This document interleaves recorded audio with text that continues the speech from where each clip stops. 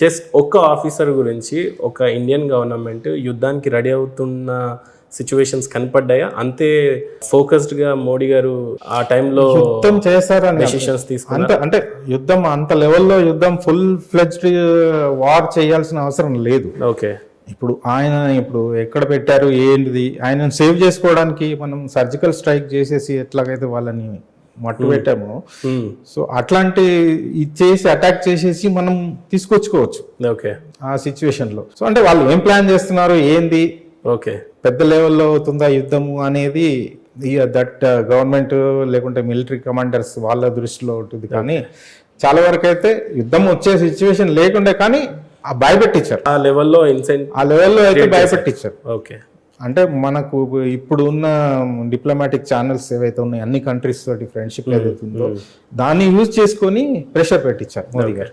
So అది sir ఏదేమైనా Indian army కావచ్చు, ఎయిర్ ఫోర్స్ అవ్వచ్చు, నేవీ కావచ్చు, we're working for the country, right? Yes sir, ప్రాణాలకు తెగించి మీరు అక్కడ ఇండియన్ ప్రొటెక్ట్ చేస్తూ కనిపించినప్పుడు ఒక ఎత్తు అయితే, లెట్స్ టాక్ అబౌట్ సొసైటీలో మీరు ఉంటున్నప్పుడు let's say now you both got retired, right? So job చేస్తున్నప్పుడున్న రెస్పెక్ట్స్ ఎలా ఉండేవి, ఇప్పుడు కూడా నియర్ బై మీరు ఉంటున్న నైబర్హుడ్స్ ఆ రెస్పెక్ట్ ఎలా ఉంటుంది, అప్పుడు ఎలా ఉండింది, ఇప్పుడు ఎలా ఉంటుంది? Same sir almost.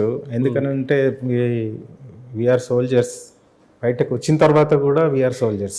సార్, ఎప్పుడైనా ఇండియన్ ప్రొటెక్ట్ చేయడానికి మీరు అంత రిస్క్ చేస్తున్నారని అనిపించినప్పుడు సొసైటీలో కొన్ని అప్పుడప్పుడు జరుగుతూ ఉంటాయి, కొన్ని రేప్స్ అవ్వచ్చు, అటాక్స్ కావచ్చు, ఇంటర్నల్ గొడవలు కావచ్చు, ఇవన్నీ చూస్తున్నప్పుడు ఎలాంటి మెసేజెస్ ఇవ్వాలనిపిస్తుంది మీకు? ఇవ్వాలనిపిస్తుంది, బట్ లోకల్ వ్యవస్థను చూసి, లోకల్ లీగల్ ప్రొసీజర్ చూసి మనం అంత చేస్తే మనకు సపోర్ట్ ఉండదు అనేది ఒక దాని కొరకు కొంచెం బ్రేక్ వేస్తాం. అంటే we cannot take law in to our hand. So we can only okay అంటే టు టాక్ ఆన్ మీడియా, అంటే ఈరోజు మనం మాట్లాడుతుంది 10 మంది చూస్తారు కాబట్టి you have a opportunity to speak out, కాబట్టి అందుకని నేను ఒక చిన్న ఎగ్జాంపుల్ చెప్తాను. మేము ఇదివరకు ఢిల్లీ పోయి ఝాన్సీ పోయింది. ఝాన్సీలో అక్కడ నైట్ దోపిడీలు అయ్యేది, స్టాక్ ట్రైన్స్ ని ఆపేసేది, లేకపోతే ఎక్కడ ఉండేది. ఓకే, మాకు అప్పుడప్పుడు రిజర్వేషన్ దొరకకపోయేది, కొన్నిసారి మిలిటరీ కంపార్ట్మెంట్ దొరకకపోతే ఏదో రిజర్వ్ కంపార్ట్మెంట్. కొందరు ఈ ఫౌజీ హేస్కు జగాదేదో వాళ్ళ కాన్ఫిడెన్స్ ఏంటంటే ఏమన్నా మనకైతే ఈ నైట్ లో కాపాడడానికి ఫౌజ్ మాతో ఉన్నారు. ఇప్పుడు డాక్టర్ కింద కోచ్ లో ఉంటే అనౌన్స్మెంట్ ఎలా అయితే చేస్తారు, లైఫ్ సేవ్ చేస్తారు, చాట్లో ఉంటుంది డాక్టర్ అండ్ కోచ్ అని. అదేవిధంగా కొందరికి ఆ యొక్క దృఢంగా ఒక అది ఉంటుంది, ధైర్యం. ఫౌజీ ఆయా ఇస్కో బిటా దే యార్ బహుత్ అచ్చా హై, వాళ్ళ యొక్క ఉద్దేశము అది. ఎవరు వచ్చినా మాకు కాపాడతాడు, ఎవరైనా అలర్ట్ ఉంటాడు, ఎదిరిస్తాడు అనేది సొసైటీలో ఉన్నది తప్పకుండా. ఓకే, కాకపోతే కంపారిటివ్లీ సౌత్ ఇండియాలో సోల్జర్కు విలువ నార్త్లో ఉన్నంత లేదు. ఓకే, ఎందుకంటే నేను చాలా అసాంప్రదాయంగా లేదు. ఒకవేళ ఏదైనా ట్రైన్ బస్సు దొరకపోతే ఒక సర్దార్జీ ट्रक एकते ये फौजी है मद्रासी है से पैसा मत लेना अगर एक ढाबा में जाके कुछ चाय पी के गए तो सर ఇంటర్వ్యూ చూసైనా సరే at least some people will get the respect. ఇంకో విషయం ఏంటంటే సార్, సమాజంలో ఉన్న పొలిటికల్ సిస్టమ్ ఇప్పుడు ఈ మధ్య కాలంలో చాలా రేపులు కూడా మనం విన్నాము, ఒక అమ్మాయి మీద 2 దాడి చేయటం, ఇట్లాంటి సిస్టమ్ ఇదంతా వింటున్నప్పుడు కానీ చూస్తున్నప్పుడు కానీ మీకు ఎలా అనిపిస్తూ ఉంటుంది ఆ టైంలలో? బాధ అనిపిస్తుంది, బట్ ఏం చేయలేని పరిస్థితులు ఉంటాం. అంటే నాకు 2-3 అంటే ఇటువంటి బ్యాడ్ సిచ్యువేషన్స్ రాలేదు. తాగుబోతులు ఒక బస్సులో పోతున్నాం ఒకసారి, భువనగిరి నుండి నల్గొండ పోతున్నాం. మా 2 కిడ్స్ ఉన్నారు, తాగి చాలా గొడవ పెడుతున్నాడు. నేను అతను పోయి స్లాప్ వేసేంత వరకు కాలేదు, మళ్ళీ నిశా వచ్చి మళ్ళీ వేస్తున్నాడు, మళ్ళీ లేచిపోయి నేను మధ్యాహ్నం దిగుతుంటే మా అమ్మాయి చిన్నగా ఉంటుంది, ఏడుస్తున్నారు, నాన్న కొడుతున్నాం అని. కానీ నేను మధ్యలో వెలిగొండ దిగితే ప్యాసేంజర్ సార్ మీరు దిగిపోతే మేము ఎట్లా పోవాలి సార్, నేను నల్గొండకు రావచ్చు కదా అంటున్నాను. So definitely we cannot keep quiet. Of course, situation లో రియాక్ట్ అవుతాం, but what extent, who is going to help us? Okay, so కాబట్టి డెఫినెట్లీ మన మన ఏరియాలో మన సౌత్ ఇండియాలో మీరు comparatively we do not have that importance to this సొసైటీకి అంత లేదు అని అంటారు. Okay overall we're happy okay फौजी है अच्छा है थोड़ा अच्छा है नियत वाला है वो है ऑनेस्ट है. సార్ విఘ్నేష్ గారు ఇందాక మీరు మాట్లాడుతున్నప్పుడు అడ్వాన్స్ టెక్నాలజీ ఎయిర్ క్రాఫ్ట్ పాకిస్తానే వాడగలిగింది. మనం ఎప్పుడో 1980లో ఉన్న ఎయిర్ క్రాఫ్ట్ని మిడ్ ఎయిర్ క్రాఫ్ట్ని మనం వాడాము, వాళ్ళు అడ్వాన్స్ టెక్నాలజీ అని అన్నారు. సో ఈరోజు కూడా ఇండియా ఒక రష్యా నుండి లేకపోతే ఇజ్రాయెల్ నుంచి లేకపోతే యూఎస్ నుంచి ఇంపోర్ట్ చేసుకునే సిచ్యువేషన్స్ ఉన్నాయని విన్నాం. సో అప్పుడున్న ఎయిర్ ఫోర్స్ డిపార్ట్మెంట్ కావచ్చు లేకపోతే కరెంట్ గవర్నమెంట్ వచ్చిన తర్వాత ఎయిర్ ఫోర్స్ సిస్టమ్ కావచ్చు ఎంత పవర్ఫుల్గా మనం ఎదగగలిగాము, ఇంకెప్పుడు ఎదుగుతామని మీకు అనిపిస్తూ ఉంటుంది? ఇప్పుడు చాలా ఈ సిచ్యువేషన్లో ఇప్పుడున్న గవర్నమెంట్ మేబీ లాస్ట్ 8 years నుంచి చాలా ఇంప్రూవ్ చేసిందండి. ఇప్పుడు మనకు ఎక్విప్మెంట్ అసలు ఇంతకుముందు బుల్లెట్ ప్రూఫ్ జాకెట్స్ లేకుండే సొఫిస్టికేటెడ్ ఎక్విప్మెంట్ కానీ సొఫిస్టికేటెడ్ గన్స్ కానీ అడ్వాన్స్డ్ ఎయిర్ క్రాఫ్ట్ కానీ ఏమీ అంత ఇదిగా లేకుండే. అంటే మనము ఎప్పటికప్పుడు అప్గ్రేడ్ చేసుకుంటూ పోవాలి. ఎందుకంటే పక్కన ఎనిమి వాళ్ళు అప్గ్రేడ్ చేస్తున్నప్పుడు మనం దానికి ధీటుగా మనం అప్గ్రేడ్ చేయకపోతే మనము పాతకాలం అవే వాడితే అఫ్కోర్స్ నేను ఇప్పుడు చెప్పిన MiG-21s కూడా అవి 1960s లో బిగినింగ్ లో వచ్చినాయి. సో వాటిని 60s లో వచ్చినవి. సో వాటిని మోడిఫై చేసుకుంటూ వాటిని మళ్ళీ ఇవి చేసుకుంటూ వాటిని మనం వాడుకుంటూ ఆయననే చాలా ఇది తీయగలిగాం. ఓకే, దాంట్లో నుంచి బాగా యూజ్ చేసుకున్నాం వాటిని. లేటెస్ట్ ఆఫ్ కోర్స్ MiG-23s వచ్చాయి, MiG-27s వచ్చాయి, MiG-29 వచ్చింది, సుఖాయ్ వచ్చింది, సుఖాయ్ 31 వచ్చింది, జగ్వార్ ఫ్రాన్స్ నుంచి జగ్వార్ వచ్చింది, మనకు ఈ రఫాల్ వచ్చాయి, ఇవన్నీ అడ్వాన్స్డ్ ఇవి వచ్చాయి. సో మనకు లేటెస్ట్ ఎక్విప్మెంట్ కూడా ఇప్పుడు రడార్స్ కానీ ఇవి కానీ ఆ ఎక్విప్మెంట్ మనకు ఈవెన్ నావల్ షిప్స్ కూడా మన వాళ్ళు బిల్డ్ చేస్తున్నారు. ఇప్పుడు ఇండియాలో మన HALలో చాలా ఎయిర్క్రాఫ్ట్ మ్యానుఫ్యాక్చర్ అవుతున్నాయి. అంటే ఇప్పుడు ఈవెన్ ఇవైనా కానీ డైరెక్ట్ గా ఫ్లై అయ్యి రావట్లేదు. సో అవి అక్కడి నుంచి ఎక్విప్మెంట్ అవన్నీ తీసుకొచ్చేసేసి డిస్మాంటిల్ కంట్రీలో తీసుకొచ్చేసేసి మన దగ్గర HALలో అసెంబుల్ చేస్తారు. అసెంబుల్ చేసి టెస్ట్ చేసి అఫ్ కోర్స్ వాళ్ళ ఇంజనీర్స్ కూడా వస్తారు అనుకోండి. సో ఇక్కడ డైరెక్ట్ కొన్నవి అయితే మన దగ్గర కూడా మ్యానుఫ్యాక్చర్ చేస్తున్నారు ఇప్పుడు.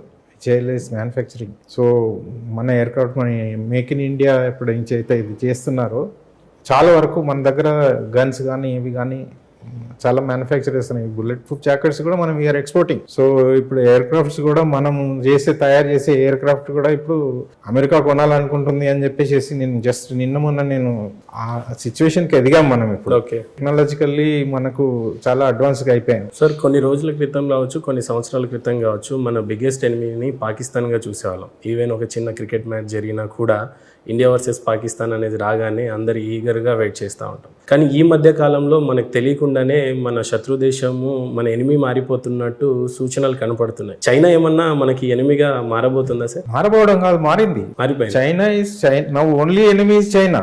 ఓకే, పాకిస్తాన్ అనేది ఇప్పుడు ఈ సిచ్యువేషన్ లో పాకిస్తాన్ యాక్చువల్లీ చిన్నపిల్లాడు నువ్వు ఏంటి అన్నట్టుగా ట్రీట్ చేస్తున్నారు.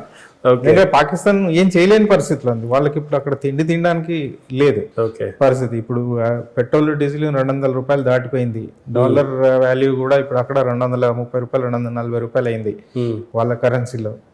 సో ఆ సిచ్యువేషన్ లో వాళ్ళు ఇప్పుడు ఎక్విప్మెంట్ కొని ఎయిర్ క్రాఫ్ట్స్ కొని ఫైట్ చేసి అంత పరిస్థితి లేదు. ఎందుకంటే ఇప్పటికే ఆ తినడానికి కూడా లోన్స్ కోసం వెళ్తున్నారు. IMF చాలా కండిషన్స్ పెట్టింది, వాళ్ళు కూడా ఇవ్వట్లేదు. సో ఎక్కడ దొరకని పరిస్థితిలో ఇప్పుడు వాళ్ళు ఫైట్ చేసే పరిస్థితులు లేరు. మనం కూడా ఇప్పుడు యుద్ధం వస్తే వాళ్ళ మీద చేయం కూడా, ఎందుకంటే వాళ్ళ దగ్గర చేసి కూడా వేస్ట్, అట్లాంటి వాళ్ళంతా వాళ్ళే ఇదైతున్నారు. పాకిస్తాన్ డిసిగ్నిటైజ్ అయిపోయి ఇప్పుడు అది ముక్కలైపోతుంది. Maybe it may take some 5 to 10 years లోపల we are going to see some 3 to 4 countries in that. చైనాకి మనకి ఎక్కడ చెడిందంటే గాల్వన్ లో ఆ లైన్ దగ్గరే అయింది అని అంటుంటారు. ఏం సార్, మాకు దాని గురించి ఎక్కువగా తెలియదు, మీకు తెలిసింది ఏమన్నా మాతో? అంటే వాళ్ళు మొదటి నుంచి కూడా ఇప్పటి నుంచే కాదు సార్, నెహ్రూ గారు ఉన్నప్పటి నుంచి కూడా వాళ్ళు మన ల్యాండ్లకు రావడము, కొన్ని 13,000 స్క్వేర్ కిలోమీటర్స్ ఏమో వాళ్ళు ఆక్యుపై చేసుకుని ఉంటే అప్పుడు మన లీడర్షిప్ అప్పుడు they have not taken any action. వాళ్ళు ఏమని అన్నారు, వాళ్ళు ఆ ల్యాండ్లో అసలు తొండలు కూడా గుడ్లు పెట్టాయి, అది అట్లాంటి ల్యాండ్ మనకి ఎందుకు ఉండి కూడా ఏంటి వేస్ట్ అని అన్నట్టుగా టేకెన్ నో యాక్షన్. నెహ్రూ గారి టైంలో వదిలేశారు. సో వాళ్ళకి అట్లా అలవాటైపోయింది. అలవాటైపోయి 62 వార్లో కూడా ఈ సిచ్యువేషన్ వాళ్ళు ముందుకు వచ్చేసేస్తే మన వాళ్ళు డిసిషన్ తీసుకోకుండా అప్పుడు పర్మిషన్ ఇవ్వలేదు ప్రైమ్ మినిస్టర్ గారు. ఆ టైంలో ఎయిర్ ఫోర్స్ కి పర్మిషన్ ఇవ్వలే. ఎయిర్ ఫోర్స్ కి వచ్చేసేసి ఇవ్వకుండా ఆర్మీ పోయింది, మళ్ళీ వాళ్ళని ఇచ్చేయకుండా కంబ్యాక్ అని చెప్పేసి వచ్చేసారు. అంటే వాళ్ళకి ఏం అండర్స్టాండింగ్ ఉంది, ఎందుకు వాళ్ళ ఆలోచన ఏంటి అప్పుడు మనం ఏం చెప్పలేము. ఆ టైంలో ఆ సిచ్యువేషన్ లో ఎందుకు గొడవలు ఎందుకు అది ఎందుకు అని చెప్పేసి కంబ్యాక్ అని అంటే వాళ్ళు ముందుకు వచ్చేసారు. వాళ్ళు మన ల్యాండ్ ఆక్యుపై చేసుకున్నారు, మనం వెనక్కి వచ్చేసేయండి మీరు అని అంటే అప్పుడు ఎయిర్ ఫోర్స్ కి కనుక పర్మిషన్ ఇచ్చేసి ఎత్తుకుంటే వాళ్ళని ఎక్కడికో నెట్టేసాము. అది అడ్వాంటేజ్ గా తీసుకొని వాళ్ళు డే బై డే ఇచ్చేస్తున్నారు. అయితే ఈ గల్వాన్ సిచ్యువేషన్ కి వచ్చేసరి కల్లా దే థాట్ 62 సిచ్యువేషన్ ఇంకా ఉంది ఇక్కడ, మేము ఏదో చేస్తాము అని అనుకున్నారు. అక్కడికి వచ్చేసేసి వాళ్ళు ఏదో చేయకపోతే అప్పుడు మన వాళ్ళు తిరగబడ్డారు. మన వాళ్ళని అఫ్ కోర్స్ ఆడ ఆ లోయలో ఆ రివర్ ఫ్లో అవుతుంది, ఆ రివర్లో కూడా అప్పుడు ఆ చలికి చాలా -డిగ్రీలో ఉన్న సిచ్యువేషన్ లో వాళ్ళు వెళ్ళి అక్కడ జస్ట్ హ్యాండ్ టు హ్యాండ్ అయింది. ఒక అగ్రిమెంట్ ఏంటంటే ఆయుధాలు వాడకూడదు, మీరు మా మీద మేము మీ మీద ఒక అగ్రిమెంట్ ఉంది చైనాది. సో ఓన్లీ ముష్టి యుద్ధం, ఫేస్ టు ఫేస్ పోయేసి వాళ్ళు ఏం చేశారు, కర్రలకి బాల్డ్ వైర్ అవి చుట్టుకొని తీసుకొని వచ్చేసేసి వెనకట మనకు విఠలాచార్య సినిమాలలో చూపించే వాళ్ళే అవి అట్లాంటివి తయారు చేసుకొని వచ్చారు. వాళ్ళు తీసుకొని వచ్చేసి అది గన్స్ ఫైర్ చేస్తే ఏం చేస్తారు అట్లాంటివి తీసుకొచ్చి కొట్టడం మొదలు పెట్టారు. సో మన వాళ్ళు కూడా వెళ్ళేసేసి ఆ టైంలో ఆ కొట్లాటలో చాలా మంది ఆ లోయలో పడిపోయి రివర్ లో పడిపోయి అట్లా కొంతమంది ఆ చలికి దానికి అట్లా చచ్చిపోయారు. మన వాళ్ళు ఒక 20 ఏమో చనిపోతే మన వాళ్ళు ఓపెన్ గా డిక్లేర్ చేశారు, పేర్లు కూడా డిక్లేర్ చేశారు ఎవరెవరు ఏంటి అనేసి. కానీ వాళ్ళ దగ్గర నియర్ అబౌట్ 100 దాకా వాళ్ళు పోయారు, కానీ దే హావ్ నాట్ డిక్లేర్డ్. వాళ్ళకి ఏంటంటే వాళ్ళ కంట్రీలో వాళ్ళ సోల్జర్స్ మొరాల్ ఇదైపోతుంది అని చెప్పేసి. కానీ వాళ్ళ సిచ్యువేషన్ అక్కడ సోల్జర్స్ సిచ్యువేషన్ మన వాళ్ళకి ఉండే నేషనల్ ఫీలింగ్ వాళ్ళకు ఉండదు. ఇందాక మీరు అన్నట్టు 1960లో గనక అంత స్ట్రాంగ్ రియాక్షన్ ఇచ్చుంటే ముందుకు వచ్చేవాళ్ళు కాదు అని అన్నారు సార్. అంటే 1960 నుంచి ఈ రోజు వరకు మనం చూసుకుంటే దాదాపు ఒక 40 సంవత్సరాలు దాటి మనం ఇక్కడికి వచ్చాం. ఇప్పుడు చైనా కవ్వింపు చర్యలు చేస్తూ ఉంది, కానీ అప్పుడు ఎప్పుడు కూడా లేనట్టుగా చైనాని డైరెక్ట్ ఇండైరెక్ట్గా we're the second largest population అనుకోవచ్చు. సో చైనా ప్రోడక్ట్స్ ఏదైనా మ్యానుఫ్యాక్చరింగ్ చేస్తే ఇండియానే దానికి ట్రేడర్గా కూడా ఉండేది. సో దాన్ని మెల్లిమెల్లిగా మనమే బ్యాన్ చేయటం, దాన్ని వీక్ చేయటం, ఇలా ఇప్పుడు చేస్తున్నాం. కానీ 1960స్లోనే చేసుంటే ఈరోజు బహుశా చైనా కంటే ముందు ట్రేడింగ్లో ఇండియానే ఉండేదేమో అని ఇప్పుడు అనిపించలేదు మీకు? ఎస్, చాలా సార్లు అనిపించింది. అప్పటి నుండి మనం బైకాట్ చేస్తే వాళ్ళ యొక్క ట్రేడ్ ఫైనాన్షియల్ ఉండేది కాదు. అది కొన్ని మనం చేసిన తప్పులనే అనుకోవాలి. మన ఇండియాలోనే కాదు, వాళ్ళు వరల్డ్ ఓవర్ వాళ్ళ ప్రొడక్ట్స్ అన్ని చీప్ గా తయారు చేయడము. అంటే గవర్నమెంట్ ఒక పాలసీ లాగా తీసుకొచ్చింది, మీరు ఏం లేదు ఈ చీప్ లేబర్ వాళ్ళు ఇన్ని ప్రొడక్ట్స్ తయారు చేయండి, కంటిన్యూస్ గా మ్యానుఫ్యాక్చర్ చేస్తూనే ఉండండి, అంతటా ఎక్స్పోర్ట్ చేస్తుంటారు. కానీ వాళ్ళ ప్రొడక్ట్స్ వచ్చేసేసి చాలా వరకు ఆల్రెడీ అందరికీ తెలుసు, వరల్డ్ ఓవర్ కూడా తెలుసు, ప్రొడక్ట్స్ మ్యానుఫ్యాక్చర్ చేస్తారు కానీ క్వాలిటీ ఉండదు. ఒకప్పుడు అలా ఉండేది. సో ఇప్పటికి మనం మేక్ ఇన్ ఇండియా ఇది వచ్చిన తర్వాత మనం మ్యానుఫ్యాక్చర్ చేస్తున్నాము, చాలా అడ్వాన్స్డ్ అయిపోయాము. వాళ్ళ ప్రొడక్ట్స్ చాలా వరకు ఇంపోర్ట్స్ ఆగిపోయాయి, ఇంకా వస్తున్నాయి. జనాలకి ఏంటంటే చీప్ ఉన్నదని చెప్పేసి తెప్పించుకుంటున్నారు చాలా వరకు ఎక్విప్మెంట్.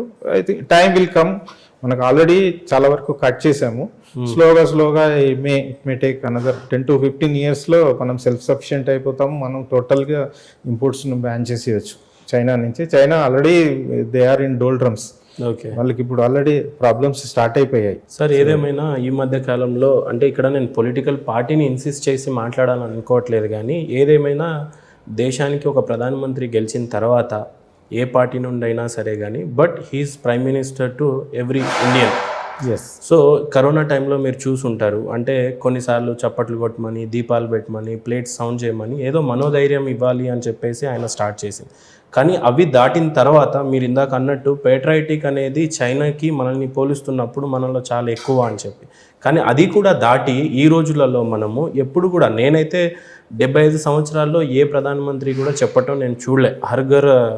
సో ఈ హర్ఘర్ తిరంగా అని అనగానే యాజ్ ఏ ఎయిర్ ఫోర్స్గా అంటే ఏదేమైనా దేశాన్ని ప్రొటెక్ట్ చేసే సైనికులుగా మీరున్నప్పుడు ఇలాంటివి హర్ఘర్ తిరంగా అని విన్నప్పుడు మీకు ఎలా అనిపించింది సార్? నిజంగా దీంతో మోటివేషన్ అనేది జనాలలో ప్రతి ఒక్కరికి అవేర్నెస్ అనేది పెరుగుతుంది. వాట్ ఈస్ యాక్చువల్లీ ఇండిపెండెన్స్ మనకు వచ్చిన తర్వాత ఏంటి. ఇంతకుముందు మీరు చెప్తున్నారు కదా, చాలా మందిని పిల్లల్ని ఎవరిని అడిగినా కానీ మీ ఛానల్ వాళ్ళు వెళ్ళి వాళ్ళకి ఏంది ఫోటోలు చూపించేసి గాంధీ గారి ఫోటో కానీ, నెహ్రూ కానీ, వల్లభాయ్ పటేల్ గారి చూస్తే ఎవరైనా అంటే చాలా మంది గుర్తుపట్టరు. అట్లాంటి సిచ్యువేషన్ ఉంటాయి. ఇప్పుడు అట్లీస్ట్ ఇట్లాంటివి తీసుకొని వచ్చేసేస్తే ఈ అవేర్నెస్ అనేది తీసుకొని రావడం వల్ల వాళ్ళకి ఏంటో జరుగుతుంది, అదేంటి మనకి ఇండిపెండెన్స్ వచ్చింది, అప్పుడు అంతకుముందు ఏం ప్రాబ్లం ఉండే మనము తర్వాత ఎట్లా చేంజ్ అయ్యాము, అవన్నీ తెలుస్తుంటాయి. దాంతో నిజంగా చాలా చేంజెస్ వస్తాయి.